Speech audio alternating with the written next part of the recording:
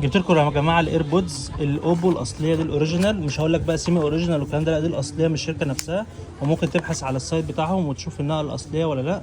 تمام. السماعه دي طبعا بتبقى جايه بتتباع ب 2003، احنا هنبيعها بسعر حلو جدا. دي بقى لو انت عاوز بقى حاجه بطاريه مايك مكالمات، دي ارشح لك بقوه وعلى ضمانتي الشخصيه كمان، عشان انا معايا واحده منها بيضه والله جميله جدا، موجود منها اسود وموجود منها ابيض.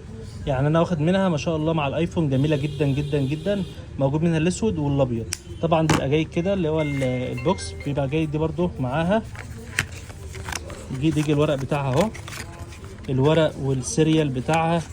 دي مش موجوده في اي ايربودز على فكره، دي موجوده في الايربودزات الاصليه بس. يعني بقى هتحل مشاكل بقى وانت ماشي في الشارع، وانت سايق المواصلات، وانت سايق الموتوسيكلات او في المواصلات او الدوشه اللي حواليك، هتعزلك خالص عن اللي حواليك، وفي نفس الوقت هتلاقي المايك حلو. يعني انت مثلا لو جيت جربتها، تعالى جربها عندنا في المحل قبل ما تاخدها، هتعجبك جدا جدا جدا، سواء بطاريه سواء مكالمات سواء صوت وعزل. هو حلو جدا في الالعاب، دي جامده جدا في الالعاب يا جماعه، بابجي والكلام ده. تبقى جايب المنظر ده كده، موجود منها الاسود والابيض. يلا سلام.